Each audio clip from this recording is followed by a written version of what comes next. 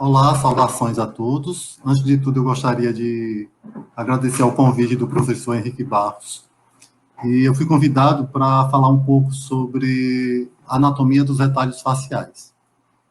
Devido à composição da plateia, que é basicamente formada por alunos de graduação, eu gostaria, antes de iniciar no tema propriamente dito, falar um pouquinho sobre alguns conceitos preliminares que são importantes para o entendimento do tema.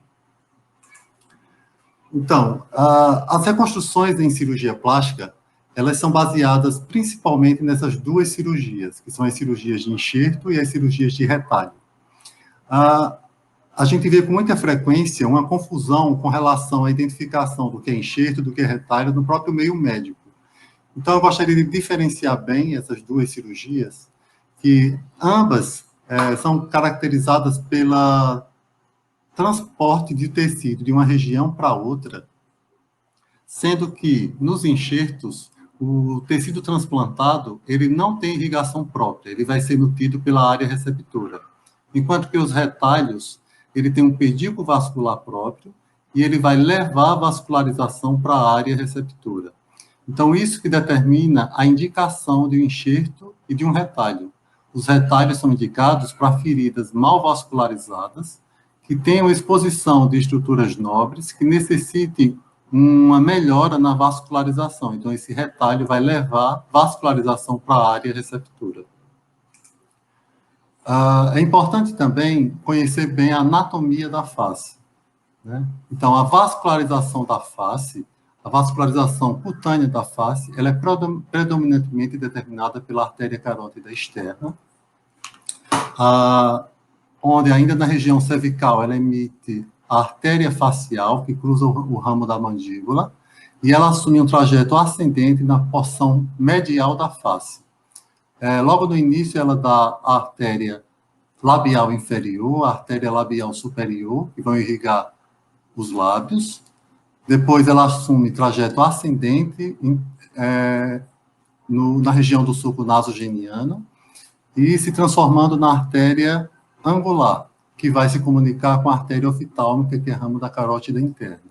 Ao longo desse trajeto no sulco nasogeniano, a artéria facial, ela emite vários ramos perfurantes segmentares, que são muito utilizados nos retalhos de reconstrução da região, tanto do lábio, quanto da asa nasal e flanco nasal. A artéria carótida externa ainda emite a artéria occipital e a artéria facial transversa, que vai se comunicar com a artéria facial propriamente dita. E depois ela se transforma na artéria temporal superficial, que vai emitir o ramo frontal e o ramo parietal. A artéria carótida interna, através da artéria oftálmica, ela vai emitir os ramos supraorbitários e supratrocleares, e essas artérias são muito importantes nos retalhos de reconstrução da médio-fronte, da região do canto dos olhos e do dorso nasal. É importante também saber a localização dos nervos faciais, né? O nervo motor da face é o nervo facial, e ele, na região pré-auricular, ele está bem protegido pela parótida, mas logo em seguida ele emite os seus 5 ramos, que são o ramo cervical, o ramo marginal da mandíbula, o ramo bucal, o ramo zigomático e o ramo temporal, e esses ramos do nervo facial, eles estão abaixo de uma estrutura que chama SMAS, que é o Sistema Músculo-Aponeurótico Superficial da face. Esse SMAS é uma continuação do platisma na face, só que na face ele não tem ventre muscular, ele é constituído por uma fáscia.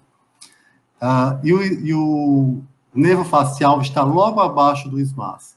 Então, sempre que possível, a gente, nas cirurgias onde são territórios do nervo facial, a gente mantém um plano supra-SMAS.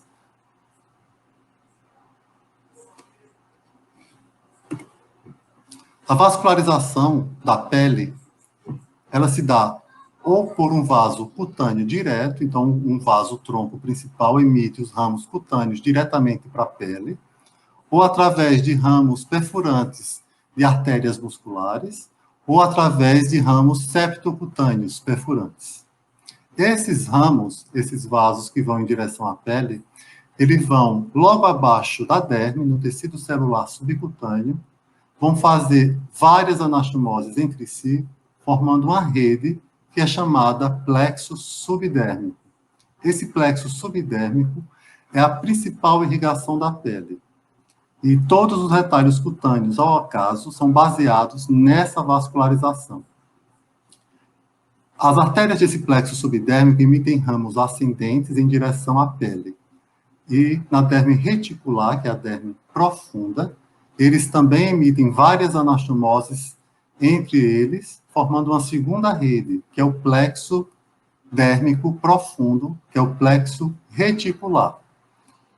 Que, mais uma vez, esse plexo vai emitir ramos menores em direção à derme papilar, e abaixo das papilas dérmicas, eles, mais uma vez, vão formar uma rede anastomótica e formando o plexo superficial da pele, que é o plexo subpapilar. É importante também o conhecimento dos angiosomas. Os angiosomas foram descritos em 1987 e ele consiste numa região formada pela pele, o tecido adjacente e uma artéria identificada que vai nutrir essa região. O corpo é formado pela união de vários angiosomas. E entre esses angiosomas, eles são intimamente interligados através de uma rede de anastomose arterial verdadeira, e também existem as anastomoses obliteradas de calibre bem fino. E uma vez recrutadas, essas anastomoses obliteradas, elas são vasodilatadas e conseguem substituir aquelas anastomoses principais. Esses angiosomas, eles se unem como um verdadeiro quebra-cabeça, e inicialmente foram descritos 40 angiosomos em cada lado do corpo. Mais recentemente, foram descritas 60 angiosomos através de angiorressonância tridimensional. Então, cada angiosoma é nutrido por uma artéria bem conhecida. Na região da cabeça, nós temos aqui o angiosoma occipital, que é nutrido pela artéria occipital, os angiosomas temporais, que são nutridos pelas artérias temporais superficiais, os angiosomas orbitários, que são nutridos pelas artérias supratrocleares e supraorbitárias, e o angiosoma facial, que é nutrido pela artéria facial. E ao longo de todo o corpo você vai ter vários angiosomas, e é importante o conhecimento dos angiosomas, porque aquela área da pele tem uma artéria conhecida que vai ser a responsável pela nutrição. Então, é importante para o desenvolvimento da tática operatória. Mais uma coisa importante a ser mencionada são as linhas de tensão da pele, não só da face, mas de todo o corpo. São as linhas de Langer. Essas linhas resultam da contração da musculatura subjacente e elas são transversais ao ventre muscular da contração. Essas linhas também são paralelas às fibras colágenas e elásticas da pele, e toda a incisão cirúrgica, a princípio, deveria obedecer essas linhas de tensão. Por quais motivos? Porque uma incisão feita paralela à linha de tensão iria gerar uma cicatriz com menor tensão, então uma cicatriz mais fácil de fechar, a ferida seria mais fácil o seu fechamento, ela teria menos tensão e, consequentemente, uma melhor vascularização e um melhor resultado estético, menor índice de complicações cicatriciais, como alargamento, cicatrizes hipertróficas e queloides. Então, a princípio, as cicatrizes, sempre que possível, devem ser feitas ao longo, paralelas dessas linhas de tensão da pele. Nem sempre é possível. Então, os retalhos, eles podem ser caracterizados sob vários aspectos. Eu selecionei 4 dos principais aspectos dos retalhos. Então, quanto à composição, os retalhos eles podem ser classificados em simples e compostos.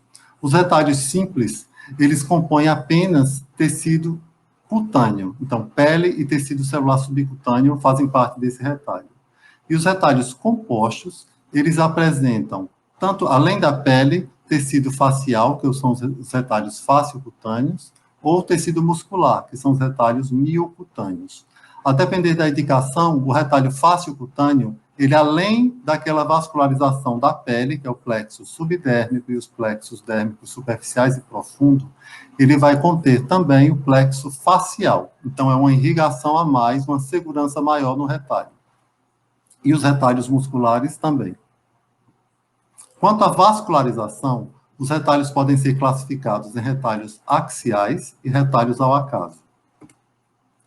Os retalhos ao acaso são aqueles retalhos que não têm uma artéria principal conhecida como mantenedora do fluxo sanguíneo do tecido transplantado. Ele vai ser irrigado pelo plexo subdérmico, aquela rede de vasos logo abaixo da derme, vai ser a vascularização do tecido. Então, aqui temos um retalho retangular e aqui aquela rede do plexo subdérmico. A grande limitação dos retalhos ao acaso é que o seu comprimento jamais pode ser superior ao dobro da largura do pedículo. Aqui, nesse caso, aqui é o pedículo do retalho, e esse aqui é o comprimento do retalho. Então, a limitação do comprimento do retalho se dá baseado na largura do seu pedículo, que nunca pode ser o dobro da largura. Já os retalhos axiais, eles são nutridos por uma artéria conhecida que nutre toda aquela ilha de pele. Esses retalhos têm uma vascularização mais segura e eles podem ter uma extensão maior. Então, aqui é a transposição, aqui é a área doadora do retalho, que é transposto para a cobertura desse defeito, e a área doadora é suturada. E consigo, ele leva a sua artéria nutridora. Quanto à movimentação do tecido, os retalhos podem ser classificados em retalhos de avanço, de rotação, de transposição e de interpolação.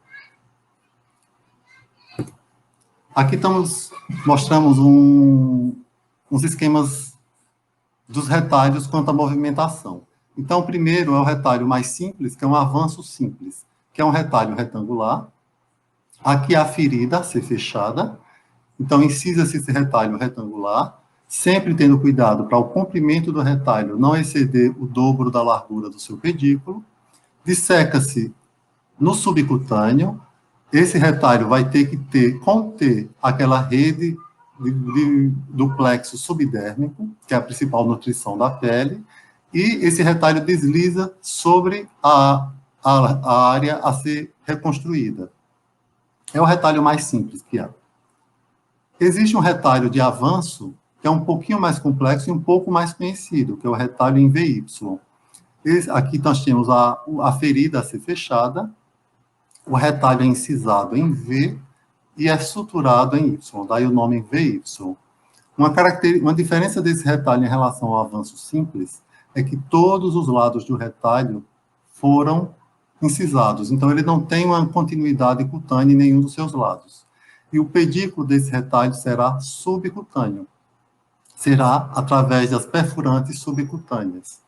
Uma característica que deve ser obedecida é que esse pedículo subcutâneo do retalho, esse triângulo da base, não pode ser menor que 1/3 do triângulo da superfície, para manter a vascularização desse tecido. Em lesões um pouco maiores, onde um único triângulo não é suficiente para fechar o defeito inicial, ou você percebe que a sutura ficou muito tensa, pode-se fazer 2 retalhos na mesma ferida, que é o chamado duplo VY.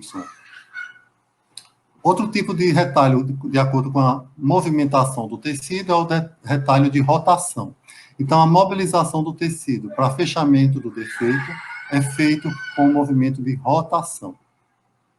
Muitas vezes, é necessária a confecção de um triângulo de compensação depois da rotação desse retalho, para evitar a sobra de pele aqui nessa região. Outra forma de movimentação são os retalhos por transposição.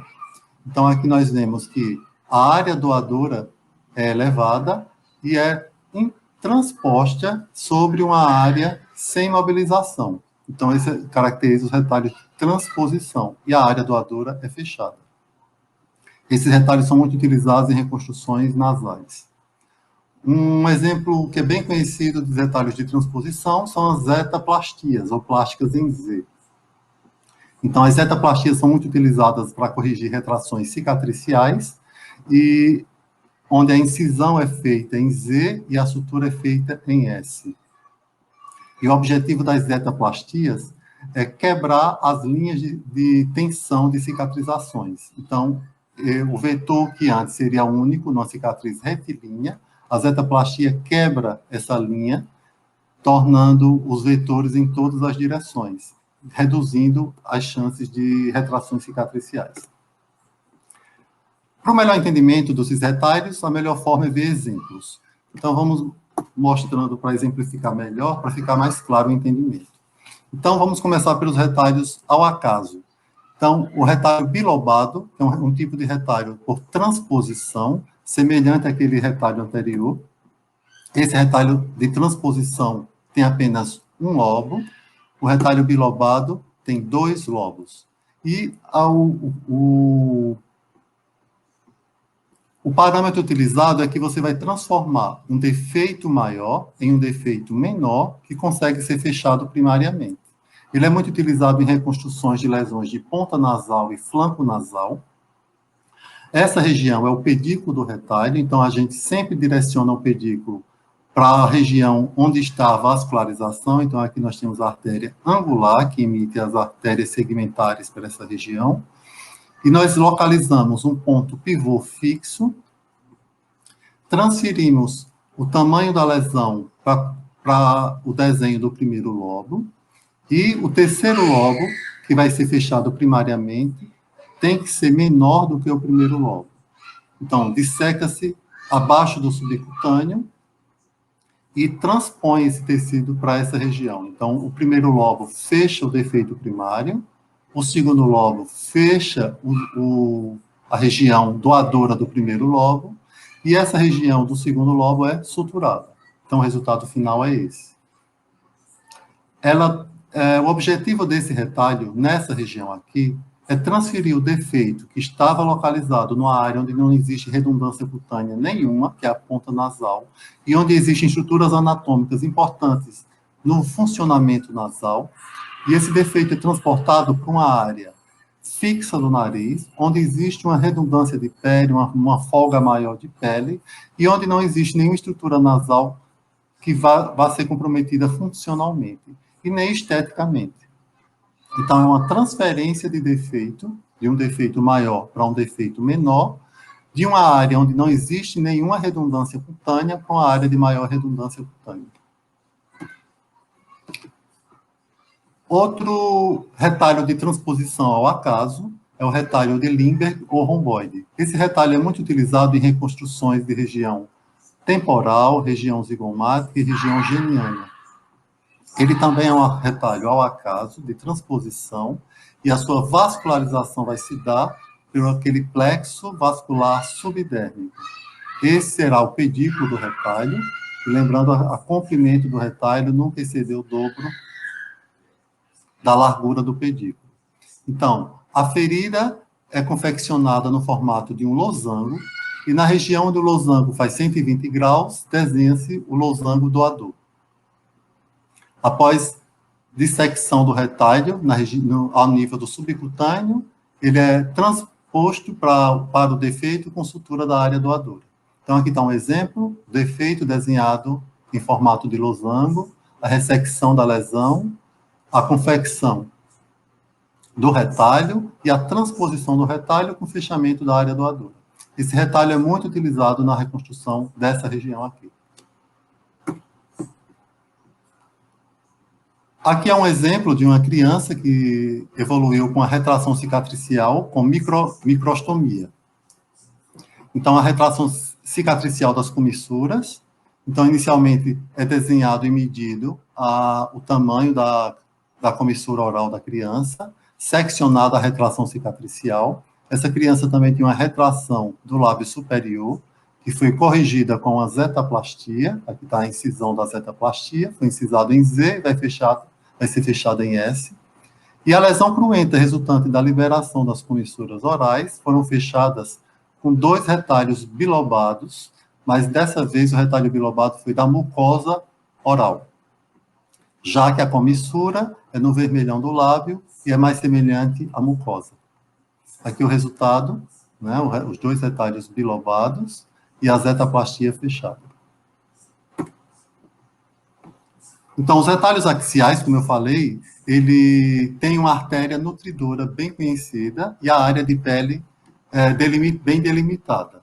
Então, aqui nós temos os principais pedículos que são utilizados nas reconstruções com retalhos axiais na região da cabeça. Aqui nós temos o desmossomo da artéria oftálmica, que são os vasos supraorbitários e supratrocleares, né? Então, esse é o angiossoma da artéria oftálmica, e ele é utilizado na reconstrução de toda a fronte, nas reconstruções de canto interno de olho, de pálpebra inferior e de reconstruções de todo o nariz. O outro angiossoma é o angiossoma occipital, que é baseado na artéria occipital. Esse outro angiossoma é o angiossoma da artéria temporal.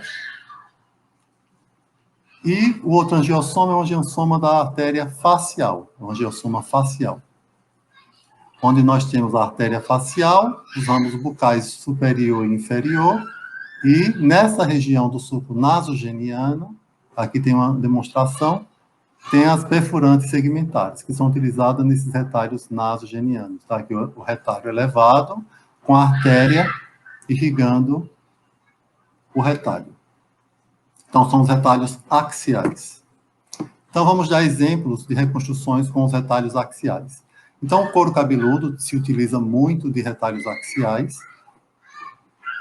Eles têm uma versatilidade muito grande. Então, aqui nós temos um retalho axial da artéria temporal, aqui da artéria occipital, aqui da outra occipital, e eles têm uma mobilidade muito grande.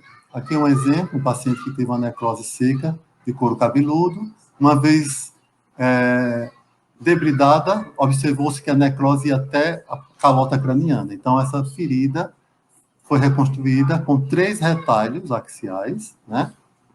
Aqui um retalho axial temporal, ou occipital direita, occipital esquerda, e aqui um retalho frontal, baseado nas 2 artérias temporais e nas supraorbitárias e supratrocleares. Esses retalhos são axiais e são de avanço, porque a mobilização do tecido são na forma de avanço, e aqui a ferida devidamente fechada. Aqui outro exemplo, uma ferida com exposição óssea, sem periósteo. Então, o osso ele precisa de algum revestimento vascularizado para nutri-lo por imbibição. Então, nesse caso, nós temos que cobrir com um retalho que vai levar vascularização para essa ferida. Nesse caso, foi feito um retalho também frontal, mas contralateral, baseado na artéria temporal superficial e também na artéria occipital. A transposição desse retalho, então, é um retalho de transposição, e a área doadora foi enxertada, porque nessa área doadora foi deixado o periósteo, que é bem vascularizado. Então, foi feita uma enxertia de pele na área doadora, e a área inicial foi reconstruída com o retalho de transposição axial. Esse retalho já é o retalho do angiossoma da artéria oftálmica, que é o retalho glabelar. Ele é muito útil na reconstrução das regiões do canto interno do olho, e ele é baseado na artéria supratroclear. Ocorre uma transposição, então, um retalho de transposição, e a área doadora é suturada primariamente. Outro retalho do angiossoma da artéria oftálmica, esse é um dos retalhos mais antigos já descrito no mundo.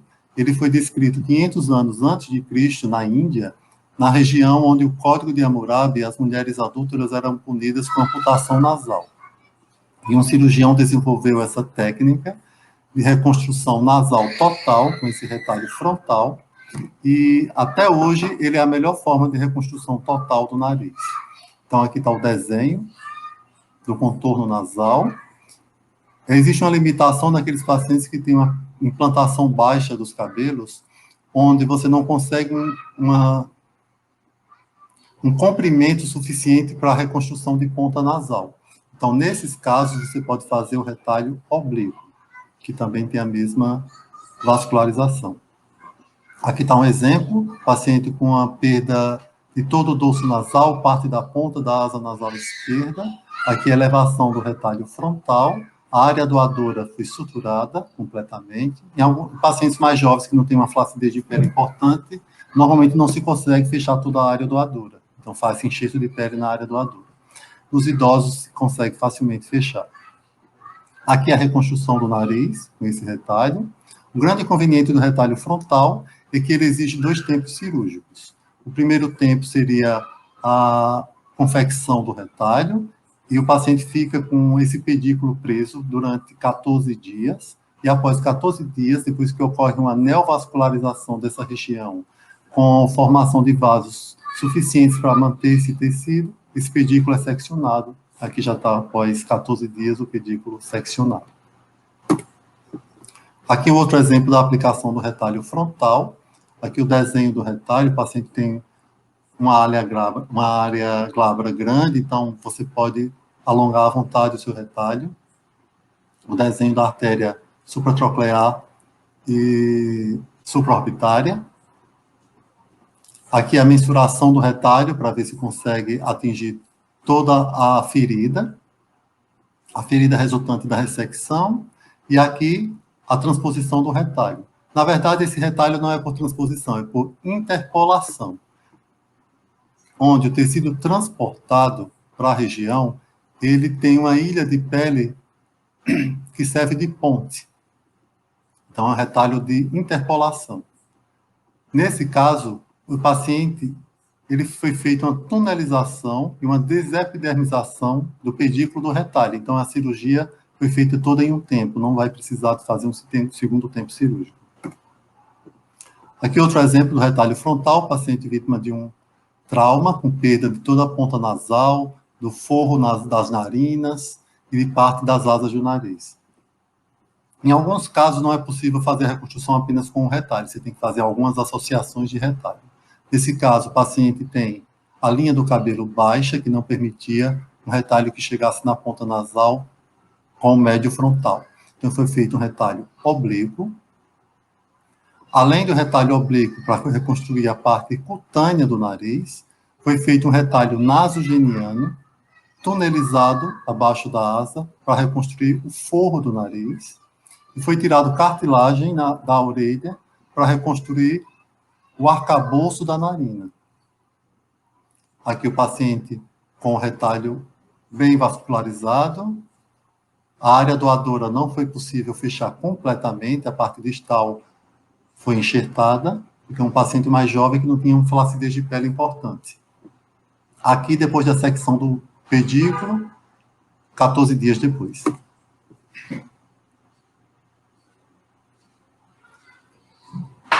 Aqui um retalho axial do angiosoma da temporal, superficial.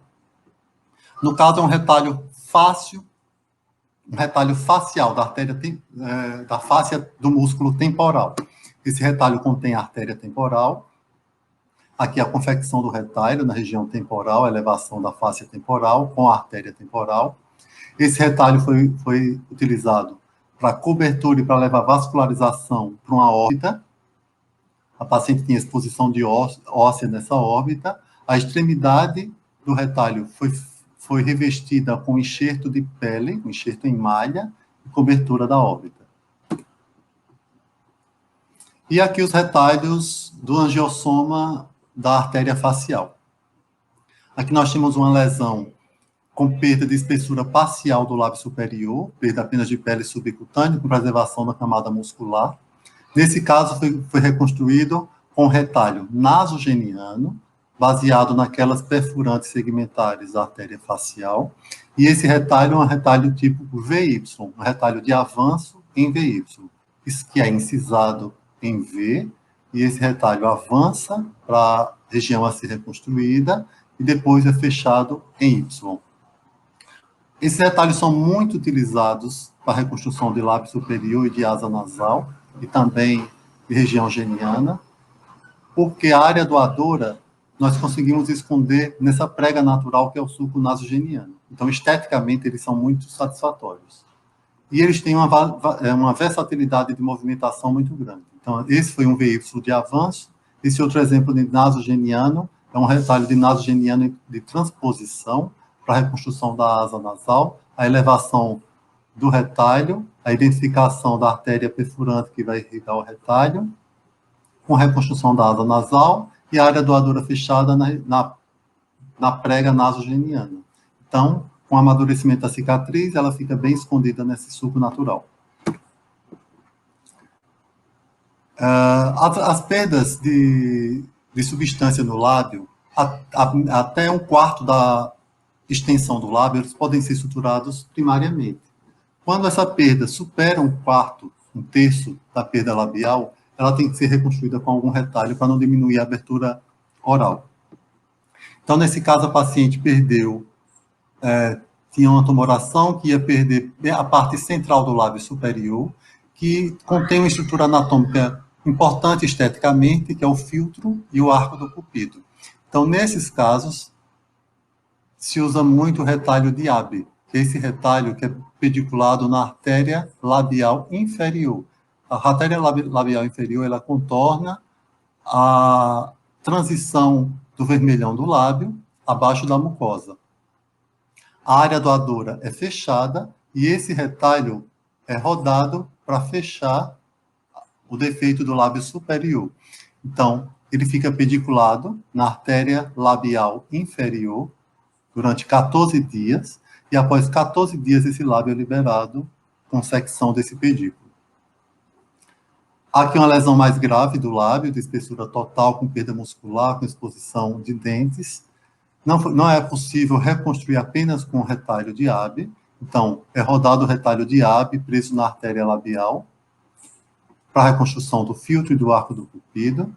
E as laterais foram fechadas com retalho de avanço.